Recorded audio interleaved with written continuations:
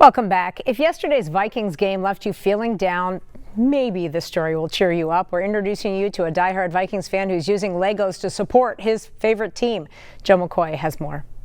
A diehard fan from Connecticut felt that one U.S. Bank Stadium wasn't enough. At its highest point, it's, I think, 14 inches tall. Camden Tatsapal combined his love for Legos and the Vikings. It took me about 2.5 years to finally complete it. And in his spare time, built a nearly exact replica of their stadium. I settled on 4 feet by 4 feet. I thought that would be a reasonable size to give me enough space that I could capture the detail needed to pull it off, but still be small enough that it could be built. The Lego recreation is 15,000 pieces and has everything from the Gjallarhorn to the massive glass doors that swing open on game day. I was able to add some Lego gears to that, and there's a crank that you can twist that will open up all 5 doors in unison. Since completion a few months ago, the stadium has been sitting in Camden's apartment. His dream, to have his replica stadium inside the Vikings' actual stadium. It would be so cool to have Vikings fans on game day be able to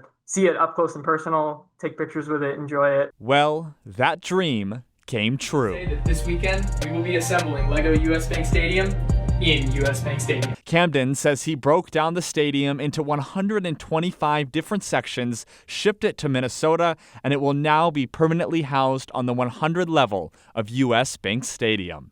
In Minneapolis, Joe McCoy, KARE 11 News. Today, some celebrities woke up with a few more awards in their possession. The 77th Emmy Awards were handed out in Hollywood last night, with a trio of shows taking home most of those trophies. The big winner of the ceremony was British crime drama Adolescence, with its lead actor Stephen Graham becoming the youngest male actor to win an Emmy. In the lead-up, the studio took home 4 Emmys, followed by medical drama The Pit with 3 awards, but arguably the biggest cheers were received by The Late Show with Stephen Colbert and its win for Outstanding Talk Show. Well, if you stayed up late last night watching those Emmys, a cup of coffee is probably a must-have, but now that drink might cost you more than usual. Retail costs for coffee shot up more than 20% last month compared to a year ago. That's according to the Consumer Price Index. It is the biggest year-over-year leap for coffee since 1997. Economists say the tariffs on coffee exporting countries like Brazil is a big factor, in the cost of that hike.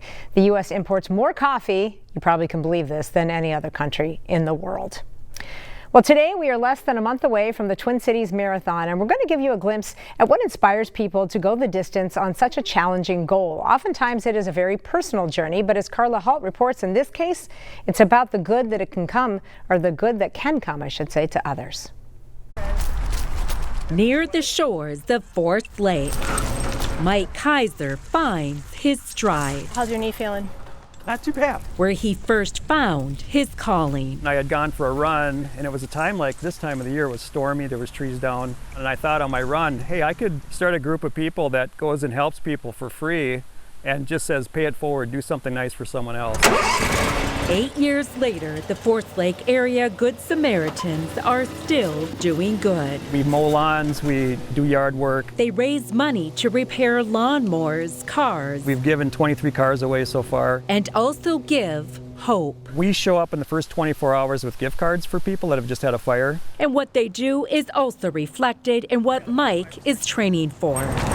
The Medtronic Twin Cities Marathon, which has 55 charity teams like it's on my shirt. The Forest Lake Area Good Samaritans. It's more than a marathon for the community. We know that. Twin Cities in Motion President Dean Orton says they hope the Raise the Community Pace effort doubles the money raised by charity partners to $2.62 million each year by 2028, broadening their mission. More than ever, community needs connection. Well beyond the marathon. So it's excited just to see what we can do with physical health, mental health, but even just societal health of connecting people. People like Mike. We jokingly call it the Ponzi scheme of love. Still finding a way to pay it forward. I'm doing the full marathon. One stride at a time. It makes it more meaningful, it really does. Well, not only can you still help the marathon and its charity partners raise $2.62 million this year, but joining a charity team is the only way to still register for any of the marathon events. To learn more about the charity teams, just go to our website, KARE11.com. Stick with us. More news and weather coming up after the break.